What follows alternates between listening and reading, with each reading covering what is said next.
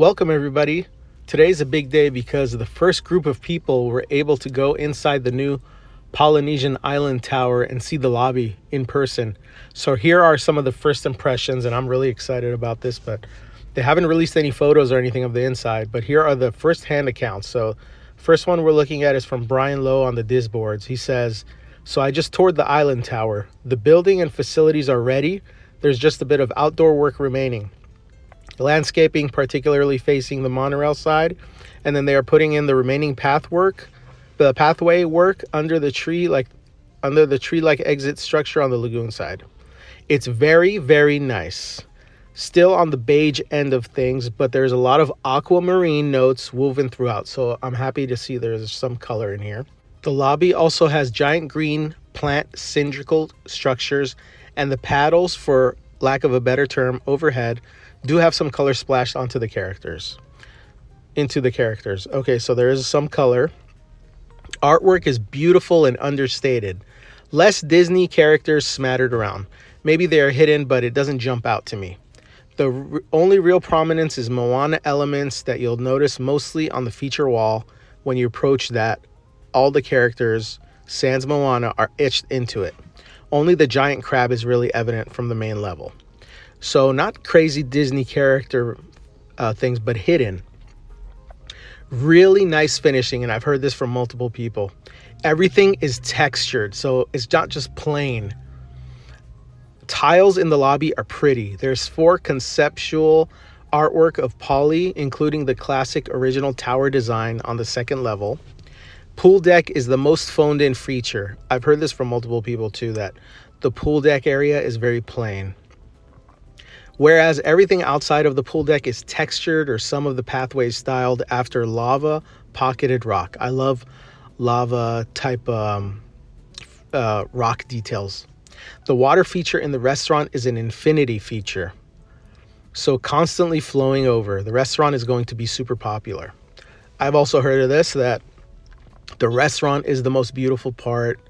The lobby is beautiful and high-end, and it doesn't look cheap. A lot of texture. The pocket gardens are really, really nice, and probably will have to stay limited to Island Tower guests only until the end of time.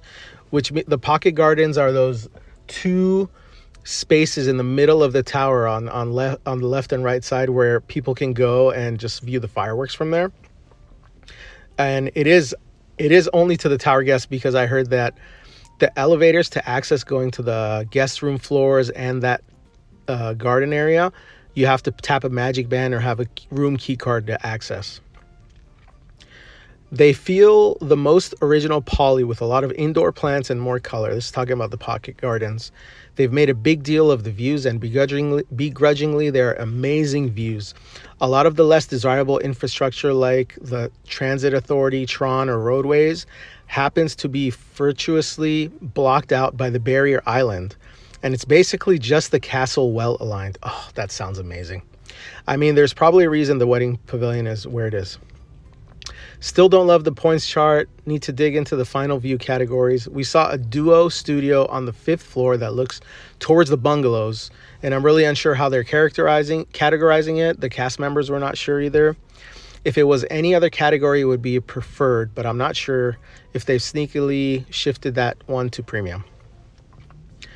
But yeah, and here's a picture of the entranceway when you drive in to go to the lobby of the Island Tower at Disney's Polynesian Village Resort. So let's see some more impressions here. Okay, here is some impressions from MK at Sea as well. The smell in the lobby is hibiscus, guava, and passion fruit. That sounds amazing. The elevator requires a magic band or key card, like I said. Overall, I think it's stunning, but the wind whipping off of Bay Lakes makes some of those balconies intolerable. I mean, I don't know how different that would be from Bay Lake views from the other hotels, you know?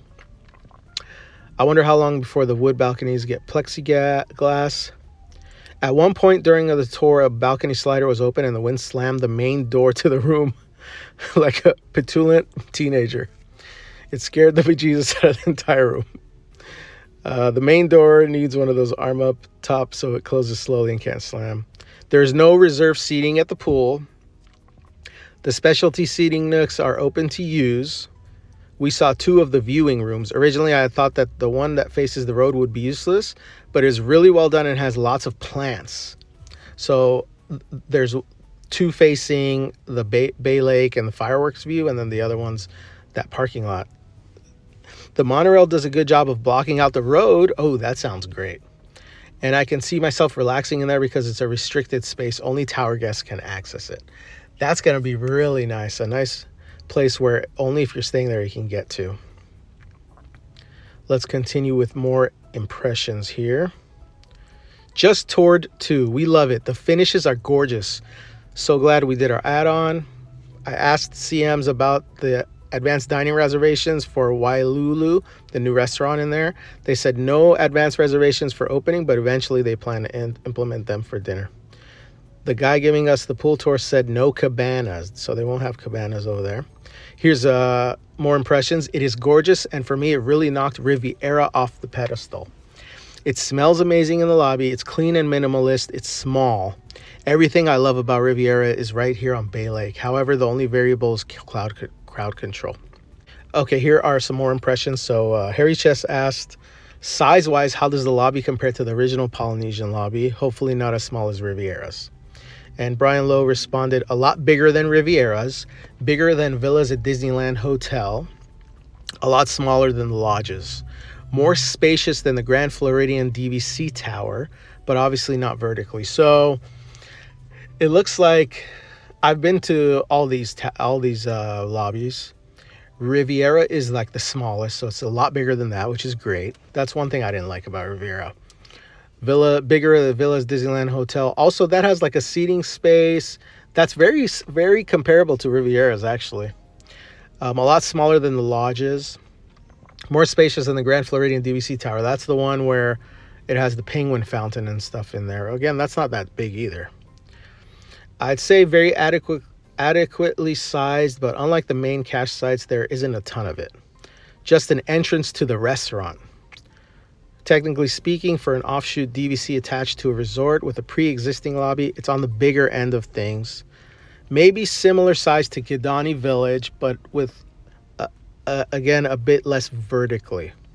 Yeah, Kidani's is small, but is bigger than Riviera's, so I can see that. Here's another question. Is there a gift shop or store? And the answer was, I don't think so, not that we saw. Someone says, sounds like Riviera, which blows.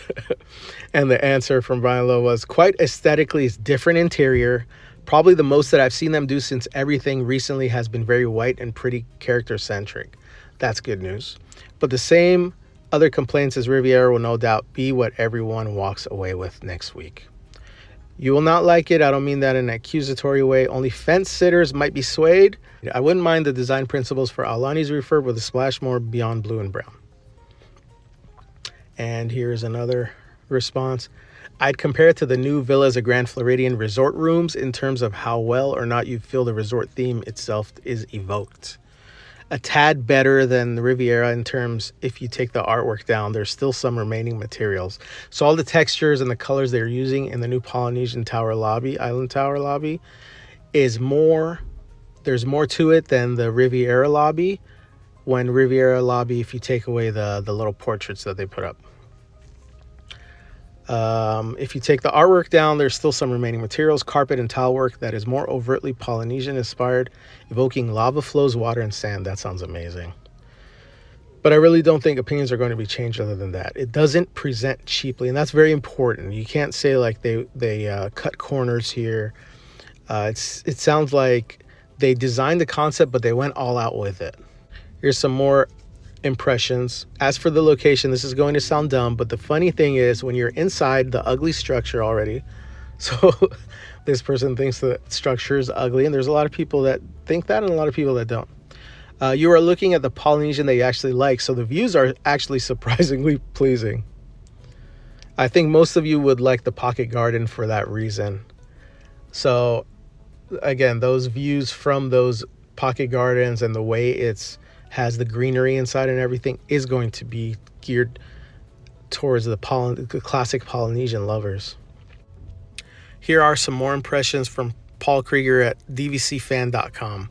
By the way, this artist concept, you can tell the pool area is very plain.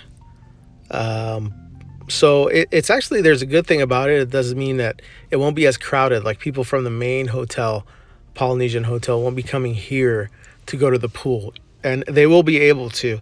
Anybody staying at either the new tower or the other Polynesian original can do it. So, anyways, here are the impressions that they had today. The first thing we noticed about the lobby is how focused it is on mobile-based interactions. That's the same as Riviera.